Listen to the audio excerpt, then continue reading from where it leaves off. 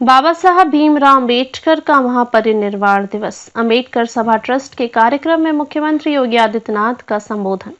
बाबा साहब ने हर समाज का ख्याल रखा। सीएम ने कहा दलितों को लूटा पीटा जा रहा है। सीएम ने कहा बांग्लादेश में हिंसा जारी है, बांग्लादेश में हिंदू मारे जा रहे हैं, वहां अल्पसंख्यकों को निशाना बनाया गया है, हिंदुओं की बहन बेटियों पर जुल्म हो रहा है, जिन्ना का जिन्स जब तक रहेगा अत्याचार होगा। सीएम ने कहा दलितों को कुछ लोगों ने वोट बैंक बनाया, ऐसे ही लोग बांग्लादेश पर कुछ नहीं बोलते। 1971 तक बांग्लादेश में 22% हिंदू रहता था, आज बांग्लादेश में 7 से 8% हिंदू हैं। सीएम ने कहा बाबा साहब ने बंटवारे का विरोध किया था। सीएम ने कहा प्रसाद निर्मल जी, लखनऊ की महापौर श्रीमती सुषमा कड़कवाल जी, माननीय विधायकगण श्री ओपी श्रीवास्तव जी, देश के लिए, वंचितों के लिए, दलितों के लिए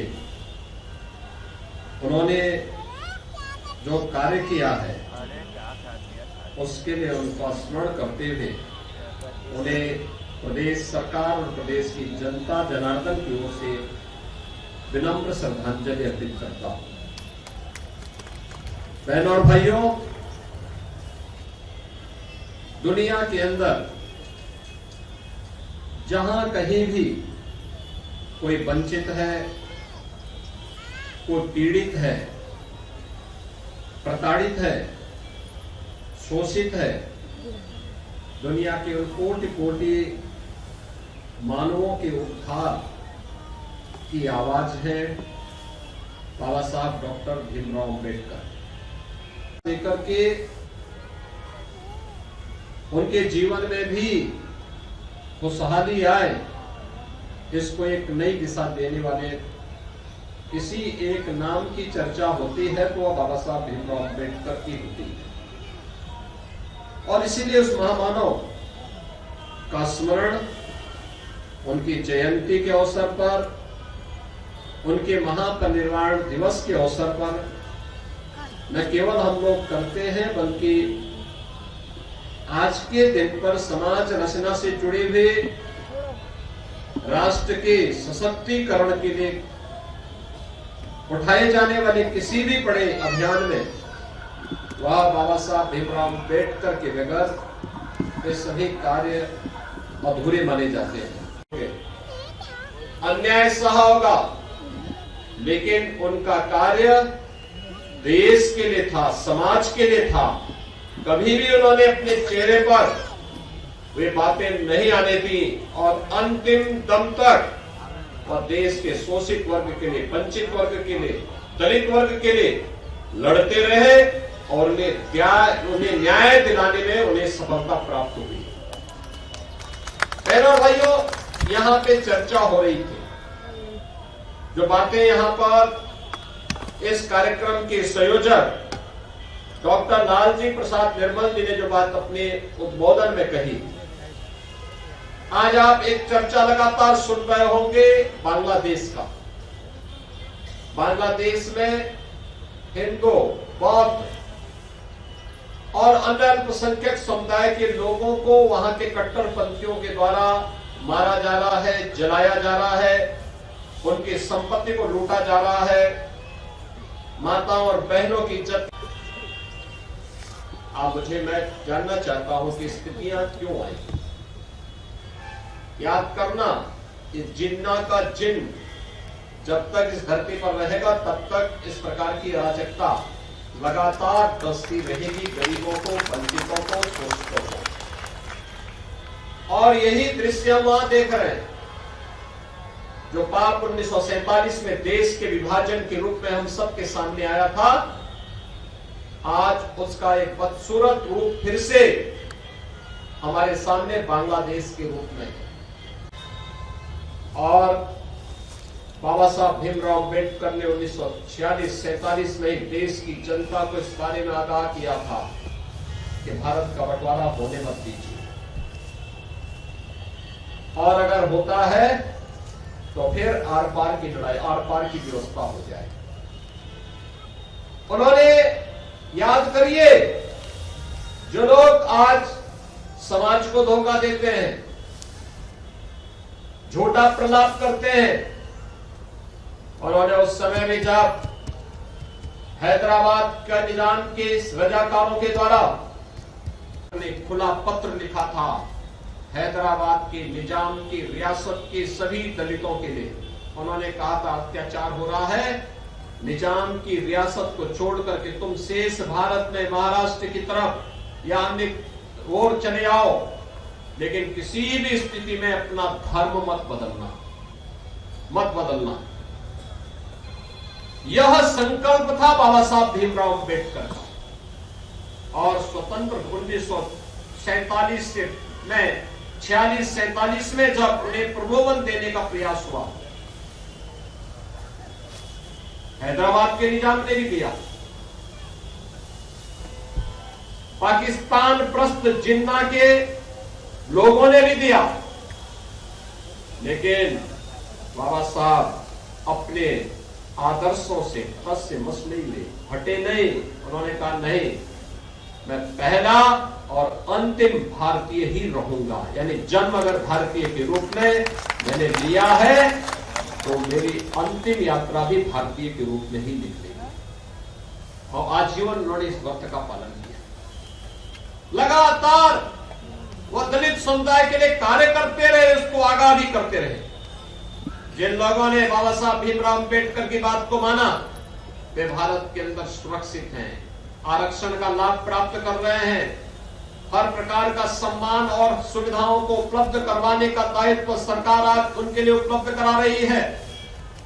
लेकिन जिन लोगों ने धोखे से योगेंद्र नाथ मंडल की बात को मान करके भाग गए थे, वे पाकिस्तान के अंदर भी और बांग्लादेश के अंदर भी किस प्रकार का अत्याचार सह रहे हैं, ये दृश्य आज हम सबके सामने है। उनका शोषण किए हैं, वे लोग बांग्लादेश की घटना पर मौन बने हुए हैं, उनके मुंह से एक भी शब्द नहीं निकल रहा है, क्योंकि वे सच स्वीकार भी नहीं कर सकते, सच बोल भी नहीं सकते, उनमें सामर्थ्य नहीं है बोलने की, और इसीलिए लोग वहां की दृश्य पर मौन है। आज यहां पर हमारे डिप्टी सीएम श्री ब्रजेश पाठक जी ने भी, असीम अरुण जी ने भी, SC/ST आयोग के अध्यक्ष श्री बैजनाथ रावत जी ने भी अपनी बात को यहां पे रखा। वर्ग के छात्रों के लिए स्कॉलरशिप की व्यवस्था करनी हो, शुल्क प्रतिपूर्ति की व्यवस्था करनी हो, ये सभी कार्यक्रम उसी अभियान के हिस्से।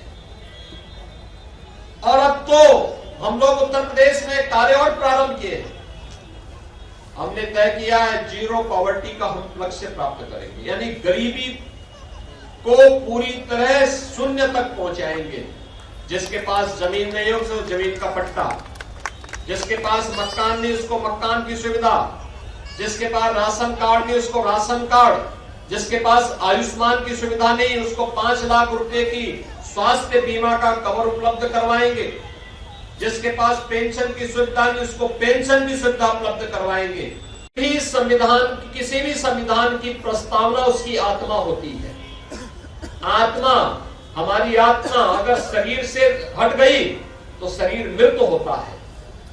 और बाबा साहब भीमराव अंबेडकर के संविधान के साथ यही कृत्य कांग्रेस ने किया था 1975, जब देश के अंदर उन्होंने इमरजेंसी लागू की थी। यह अपमान था बाबा साहब भीमराव अंबेडकर का, संविधान के विशेषज्ञों का, संविधान निर्माताओं का, और वही कृत्य वे आज भी कर रहे हैं। वही कृत्य 76 में उन्होंने किया था, जब बाबा साहब भीमराव अंबेडकर के इस मूल संविधान में उन्होंने प्रस्तावना में ही संशोधन करके वे शब्द डालने के काम किए थे जो मूल संविधान में बाबा साहब भीमराव अंबेडकर जिनको नहीं डाले थे।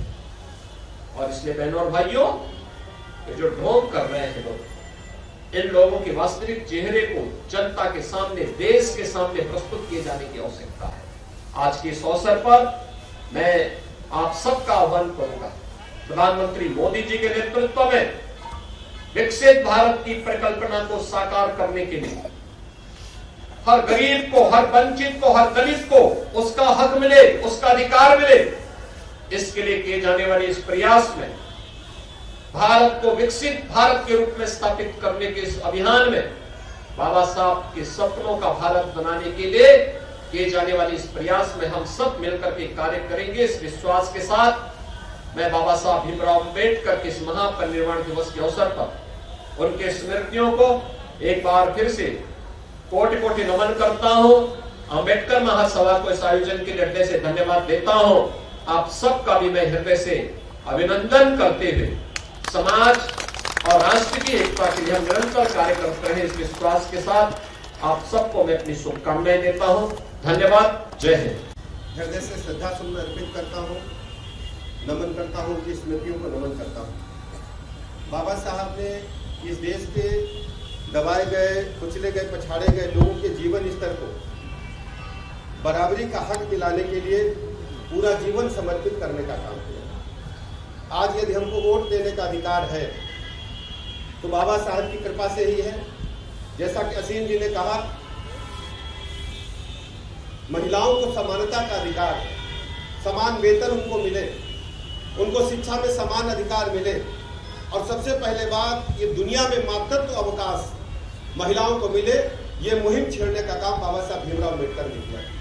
आज हम कह सकते हैं माननीय प्रधानमंत्री नरेंद्र मोदी जी ने बाबा साहब भीमराव अम्बेडकर के सपनों को साकार करते हुए महिलाओं को, माताओं बहनों को पार्लियामेंट में बराबरी का हक देते हुए उन्हें जो आरक्षण देने का काम किया है। आने वाला कल आप देखेंगे भारत की सबसे बड़ी पंचायत में महिलाओं की बराबर की भागीदारी होगी, जो संवैधानिक रूप से आरक्षण दिया है। अब महिलाओं के अधिकारों को कोई छू नहीं पाएगा, कोई टच नहीं कर पाएगा। हमारे बीच में बड़ी संख्या में हमारी बहनें बैठी हैं, मैं आप सबको प्रणाम करता हूं, नमन करता हूं। हमारे मित्र बैजनाथ रावत जी हैं जो SC/ST आयोग के चेयरमैन हैं। मैं आधा समय अपना आपको देता हूं, आप 2 मिनट आगे बोल दीजिए। मैं आधा समय आपको दे दिया हूं, मैं 2 मिनट इसलिए बोला, 1 मिनट। बहुत बहुत धन्यवाद, आभार।